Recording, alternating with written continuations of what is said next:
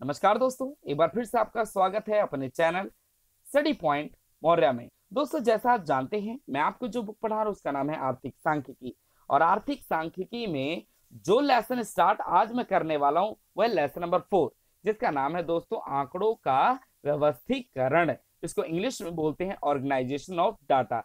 दोस्तों, मैंने दूसरे और तीसरे लेसन में आंकड़ों के संकलन की विभिन्न प्रकार की विधियों के बारे में विस्तार पूर्वक समझाया था। अगर आपने वो वीडियो नहीं देखी है दोस्तों, तो मैंने इस वीडियो के डिस्क्रिप्शन में लिंक दे रखा है। तो दोस्तों, लेसन को स्टार्ट करने से पहले सबसे पहले हम समझेंगे भाई आंकड़े या कह सकते हो आंकड़ों क्या होता है। तो हम समझेंगे उसके बाद आंकड़ों का व्यवस्थीकरण। तो सबसे पहले मैं आपको आंकड़ा बताता हूँ। दोस्तों, आंकड़े को इंग्लिश में डाटा कहते हैं।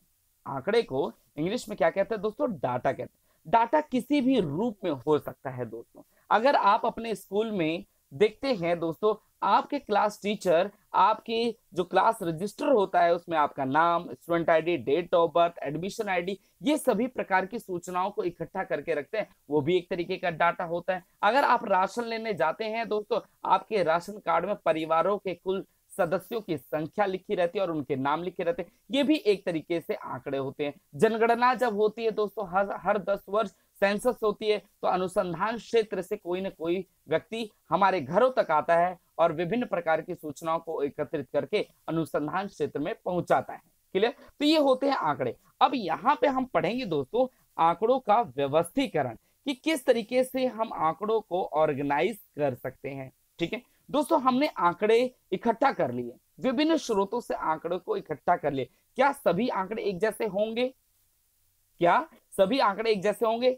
नहीं दोस्तों, सभी आंकड़े एक जैसे नहीं होंगे। किसी न किसी आंकड़ों में शुद्धता, अशुद्धता, एक तरीके से समानता और असमानता पाई जाएगी।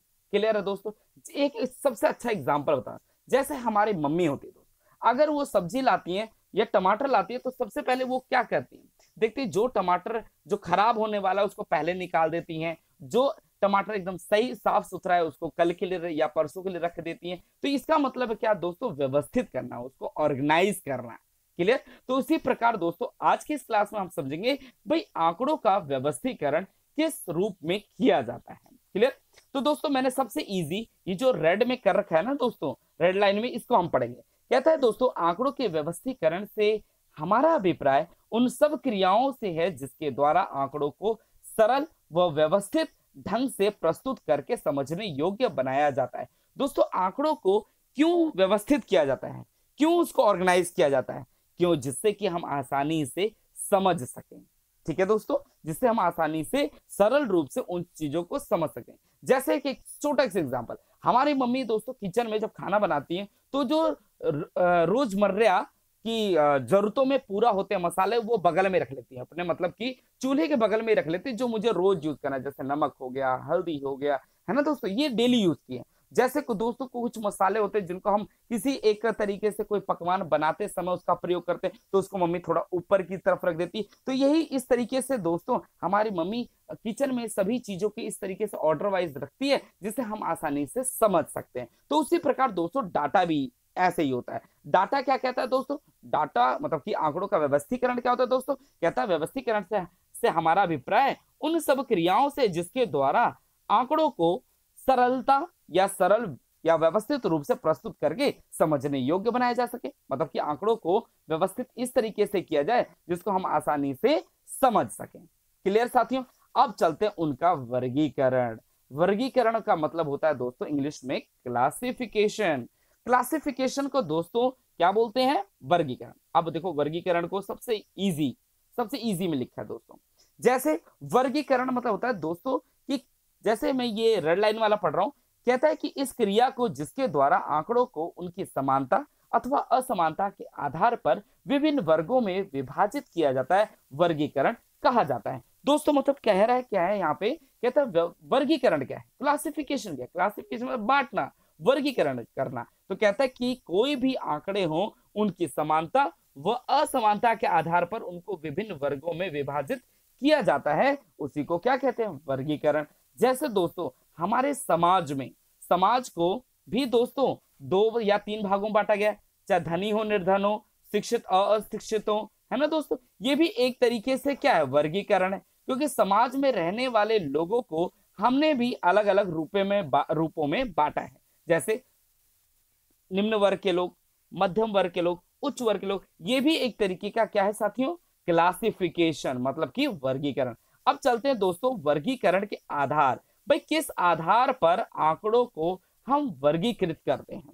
दोस्तों सबसे पहले यहाँ पे क्या लिखा है, भाई वर्गीकरण का आधार, भाई किस आधार पर हम आंकड़ों का वर्गीकरण करते हैं। जैसे ये लिखा है भौगोलिक, मतलब कि ज्योग्राफिकल के रूप से, समयानुसार, है ना, गुणात्मक और मात्रात्मक या संख्यात्मक। तो इन चारों के माध्यम से भी हम आंकड़ों का वर्गीकरण करते हैं। तो अब हम एक एक करके समझेंगे दोस्तों कि भाई भौगोलिक रूप से आंकड़ों का वर्गीकरण कैसे किया जाता है, समयानुसार कैसे किया जाता है, गुणात्मक रूप से कैसे किया जाता है और मात्रात्मक रूप से कैसे किया जाता है। तो दोस्तों मैं उम्मीद करूंगा कि आप सभी लोग ध्यानपूर्वक समझेंगे क्या आंकड़ों का वर्गीकरण, कि आंकड़ों के वर्गीकरण के किन किन आधार से हम आंकड़ों को बांटते हैं।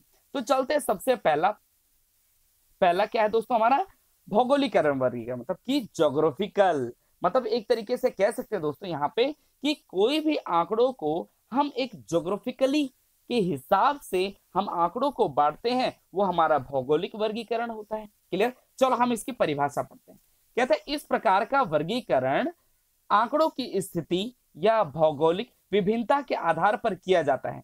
जैसे कि भारत में अलग अलग स्थानों पर साइकिल के कारखानों की संख्या। जैसे दोस्तों ये देखो, ये क्या है, पंजाब, हरियाणा, उत्तर प्रदेश में कारखानों की संख्या 30, 20, 25 क्रमशः है दोस्तों, है ना। तो ये क्या है, भौगोलिक रूप से है। हमने आंकड़ों को कैसे बांटा दोस्तों, भौगोलिक रूप से। भौगोलिक मतलब दोस्तों ज्योग्राफिकली रूप से, पंजाब, हरियाणा, उत्तर प्रदेश, ये क्या है दोस्तों, हमारे भौगोलिक क्षेत्र हैं। तो भौगोलिक क्षेत्र में कारखानों की संख्या रख दी हमने दोस्तों, और उसी को हमने दंड आरेख द्वारा प्रस्तुत कर दिया, ये रहा, है ना दोस्तों। क्लियर, ये थोड़ा धुंधला दिख रहा है, इसको मैं डार्क बना देता हूँ। क्लियर साथियों, तो ये हमारा क्या है, पहला भौगोलिक वर्गीकरण, मतलब आंकड़ों को हमने ज्योग्राफिकली के आधार पर बांटा।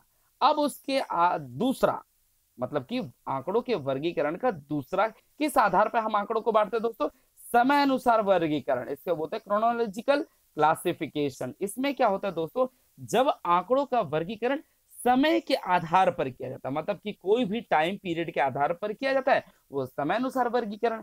जैसे यहाँ पे लिखा है 2015 में एक फर्म की बिक्री 2015 में कितनी हुई, 80 लाख, 2016 में 90 लाख, 2017 में 95 लाख। तो ये दोस्तों क्या है, समय अनुसार है। समय मतलब चाहे वो वर्ष हो, दिन हो, टाइम हो। तो दोस्तों ये क्या है, एक तरीके से आंकड़ों का वर्गीकरण कैसे किया हमने, समय के अनुसार। क्लियर साथियों, किसके आधार पर किया साथियों, हमने समय के अनुसार। तो ये क्या हो गया हमें, हमारा दूसरा समय अनुसार वर्गीकरण। अब चलते हैं साथियों अपना तीसरा, गुणात्मक वर्गीकरण। गुणात्मक वर्गीकरण का मतलब होता है क्वालिटेटिव क्लासिफिकेशन, मतलब कि किसी भी आंकड़ों को उनकी गुणात्मक वर्गीकरण करना, मतलब कि उनकी क्वालिटेटिव के आधार पर आंकड़ों का वर्गीकरण करना। जैसे दोस्तों कि हमारे देश में धर्म बहुत प्रकार के हैं, लोग व्यवसाय, चाहे गवर्नमेंट सेक्टर हो चाहे प्राइवेट सेक्टर हो, और जनसंख्या के बौद्धिक स्तर, भाई कोई निम्न वर्ग का सोचता है, कोई मध्यम वर्ग का सोचता है, कोई उच्च वर्ग का सोचता है। तो दोस्तों ये क्या है, क्वालिटेटिव है। हमारे देश में बोलते हैं ना दोस्तों, हमारा जो देश है फिर ये क्या है, विविधताओं में एकता वाला देश है। विविधताओं में एकता वाला दोस्तों ये हमारा देश है। तो इसको क्या कहते हैं दोस्तों, क्वालिटेटिव क्वालिफिकेशन। क्लियर, अब इसमें दोस्तों आंकड़ों को मैंने एक तरीके से ऊपर एक आपको डायग्राम बताया था, है ना। ये क्या है दोस्तों, टेबल है। जैसे मैंने बताया था भाई आपका गुणात्मक दो प्रकार से, एक है साधारण वर्गीकरण और एक बहुगुणी। अब हम इसको एक एक करके समझेंगे दोस्तों, ठीक है। तो गुणात्मक आपने समझ लिया होगा दोस्तों। क्वालिटेटिव मतलब कि हमारे समाज में विभिन्न प्रकार की चीजों से क्वालिटी बांटी गई, चाहे वो धर्म के आधार पर हो, व्यवसाय के आधार पर, चाहे जनसंख्या के आधार पर।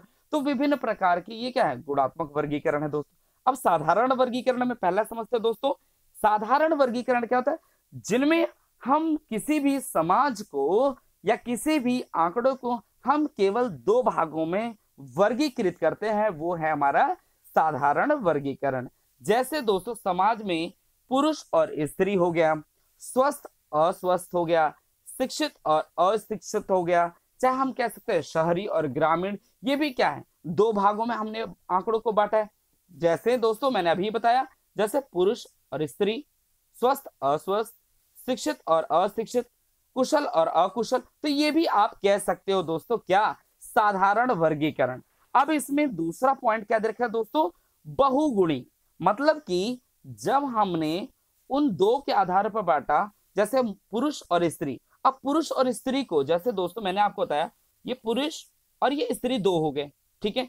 अब यहाँ पे पुरुष जो होंगे दोस्तों वो एजुकेटेड भी होंगे और अनएजुकेटेड भी होंगे, महिलाएं एजुकेटेड होगी और अनएजुकेटेड, फिर इनके भी जो भाग बनेंगे कुशल और अकुशल के भी दोस्तों, वही क्या कहलाता है, बहुगुणी। जैसे यहाँ आ गया, अब जैसे देखो दोस्तों मिलके मजदूरों का वर्गीकरण, भाई कोई मजदूर कुशल होता है, और कुशल किस तरीके से होता है, वो शिक्षित भी होता है और अशिक्षित भी होता है। जैसे आज भी दोस्तों हम जानते हैं हमारे घरों में कोई कुशलता कैसे मापी जाती है, उसकी बुद्धि के आधार पर, और कैसे, चाहे वो दोस्तों अशिक्षित हो चाहे शिक्षित हो, लेकिन आदमी कहीं ना कहीं कुशल तो होता है ना दोस्तों। और जो हमें शिक्षित लोग हैं वो कहाँ मिलते हैं, ग्रामीण में भी और शहरी क्षेत्रों में भी, और उसी प्रकार हमें अशिक्षित भी ग्रामीण क्षेत्रों में और शहरी क्षेत्रों में मिलता है। और यहाँ पे देखो दोस्तों, कुशल के बाद आप क्या स्टार्ट होगा, अकुशल।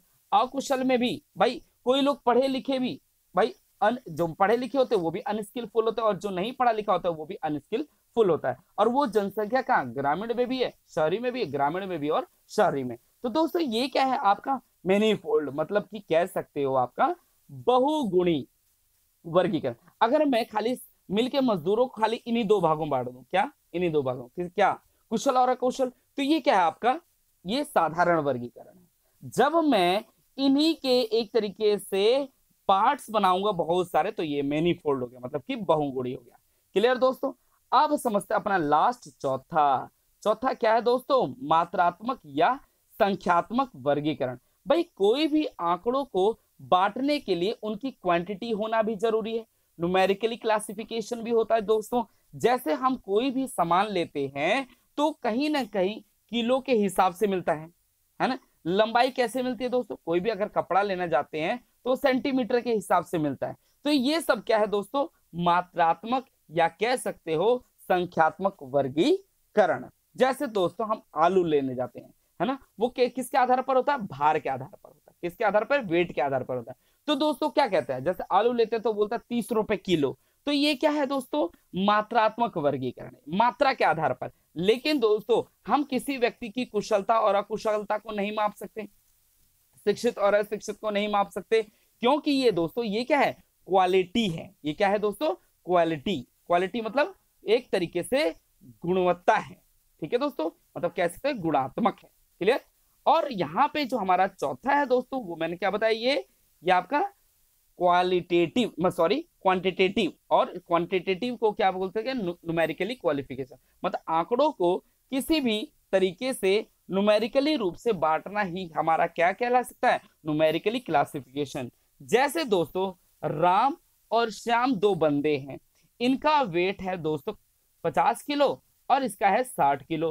तो ये जो दोस्तों आंकड़े हैं ये एक तरीके से किस आधार पर बांटा मैंने, मात्रात्मक या संख्यात्मक वर्गीकरण के आधार पर।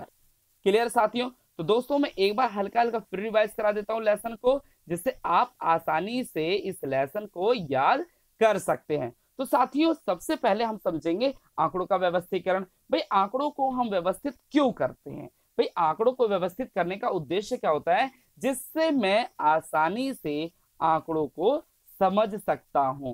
क्लियर दोस्तों। यहाँ क्या लिखा है भाई, आंकड़ों के व्यवस्थीकरण से हमारा अभिप्राय उन सब क्रियाओं से जिनके द्वारा आंकड़ों को सरल व व्यवस्थित ढंग से प्रस्तुत करके समझने योग्य बनाया जाता है। भाई आंकड़ों को आप ऑर्गेनाइज क्यों करते हैं, क्यों ऑर्गेनाइज करते हैं, जिससे आप आसानी से आंकड़ों को समझ सकते हैं, सरलता से छानबीन कर सकते हैं। तो इसलिए इसको क्या कहा जाता है दोस्तों, आंकड़ों का व्यवस्थीकरण। अब भाई आंकड़ों का जब व्यवस्थीकरण हो गया तो उनको भाई कुछ ना कुछ क्वालिफिकेशन तो करोगे, मतलब एक तरीके से क्लासिफिकेशन तो करोगे ना दोस्तों, ठीक है। क्लासिफिकेशन किस आधार पर करोगे दोस्तों, उनकी समानता और असमानता के आधार पर उन आंकड़ों को बांटोगे। तो दोस्तों वो क्या कहलाता है हमारा भाई, आंकड़ों का वर्गीकरण। अब भाई अब उसके बाद हम पढ़ेंगे आंकड़ों के वर्गीकरण के आधार। भाई आंकड़ों के वर्गीकरण में चार आधार हैं दोस्तों मुख्य रूप से।